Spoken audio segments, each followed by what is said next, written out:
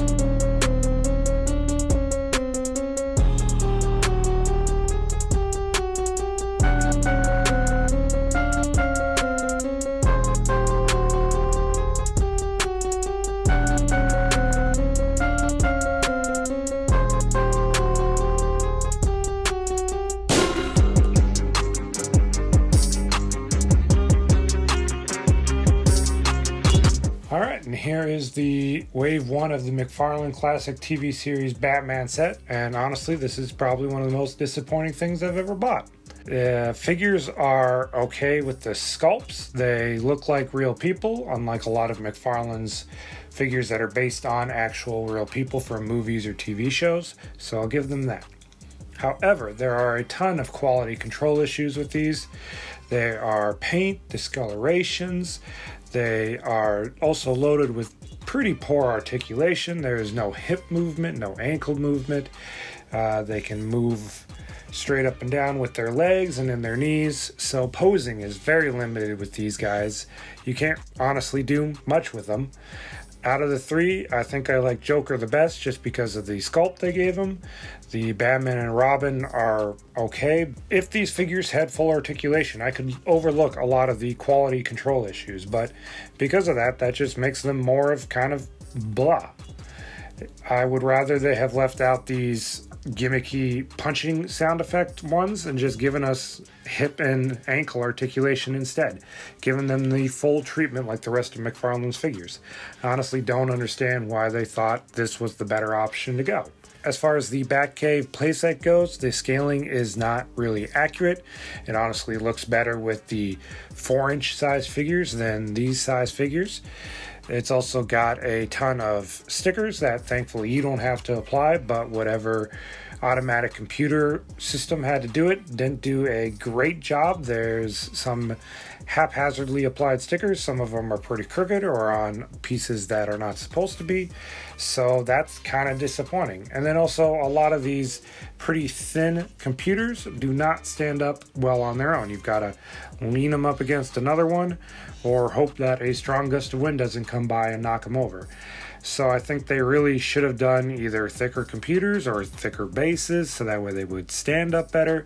Otherwise, it's kind of really frustrating and disappointing that this is what they turned out. And I was super excited for this. And then the Batmobile, again, is just okay. It looks pretty decent. It's got some good paint, some good details. Fortunately, a lot of the bits are pretty rubbery, so it came right out of the box, just a little bent and misshapen. Not sure what I'm going to do about that. And then again, it also is the wrong scale. They look kind of silly sitting in it, like the Batmobile shrunk around them. Again, I think it would look better with the smaller figures, but even then, they're almost too small, so it doesn't fit anything, really. It's disappointing. Like, this whole set is pretty disappointing. The only saving grace to this set are the sculpts. They look really great.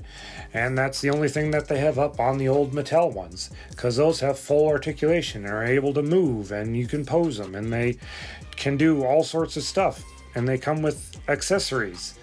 But these don't have any of that. And if I could move these sculpts on their faces to those old figures, I would, if I had that skill and that talent, because this is just kind of disappointing.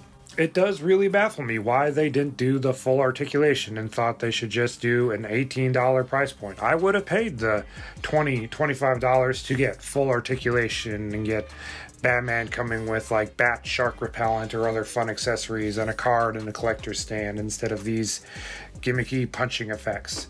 And I would have paid, instead of $30 for this playset, I would have paid $50 for it to be scaled just a little bit bigger and maybe not have all these kind of stickers and bigger computers so that way they would stand up on their own. It's frustrating the choices that they made to do with this. So if you've been eyeing these in Target, I'd honestly just give them a pass. They are not the definitive classic TV series Batman figures I was hoping for.